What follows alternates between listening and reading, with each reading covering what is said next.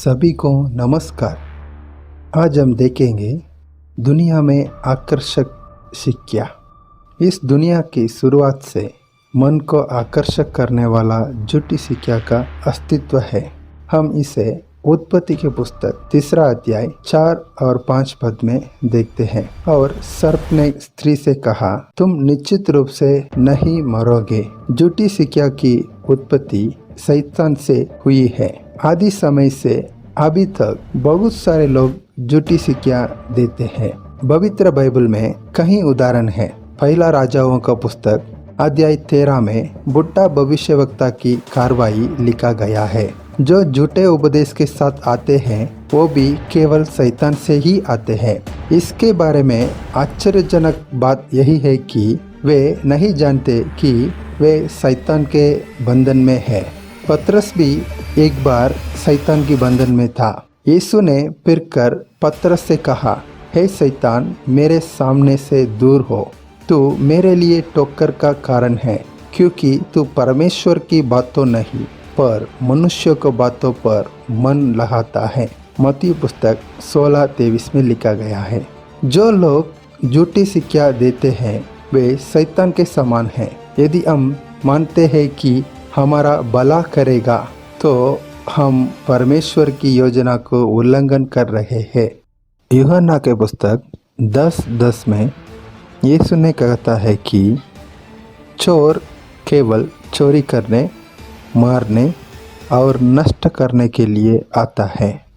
इसलिए जो लोग खुद को समझते हैं और भगवान को समझते हैं, जिन्होंने उनके बनाया है, वे ऐसी झूठी शिक्षाओं से बच सकते हैं।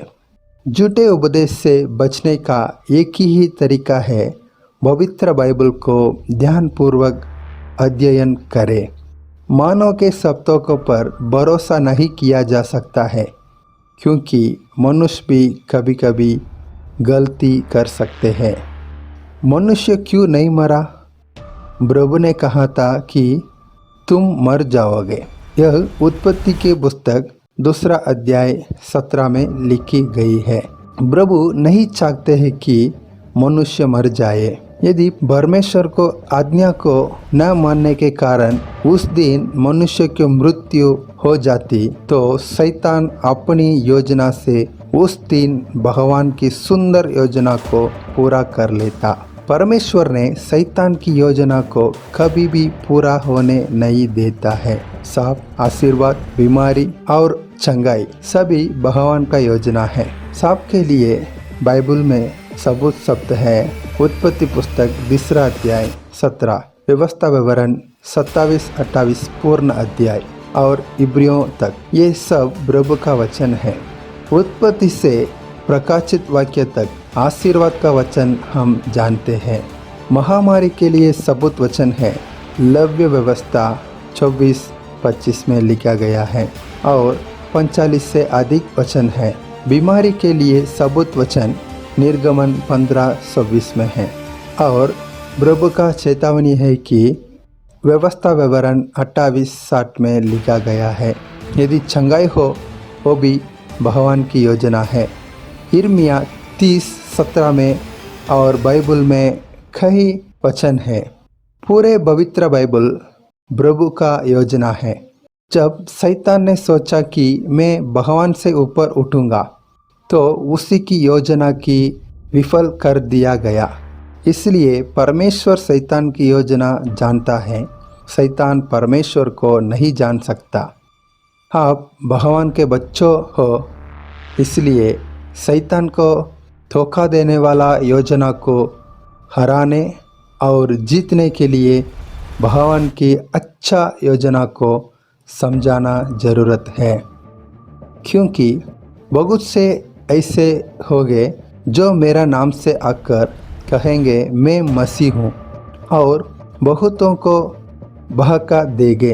तुम लड़ाइयों और लड़ाइयों की चर्चा सुनेंगे। देखो, घबरा न जाना, क्योंकि इनका होने अवश्य है, परंतु उस समय अंत न होगा। क्योंकि जाति पर जाति और राज्य पर राज्य चढ़ाई करेगा और जहाँ जहाँ अकाल पड़ेंगे, भूकंप होंगे, ये सब बातें पीढ़ियों का आरंभ होगी। मत्ती सुसमाचार में 24 अध्याय 5 से 8 तक। अगर ये शुरुआत है तो अंत कैसे होगा? देखो, घबरा ना जाना, क्योंकि इसका होने आवश्यक है।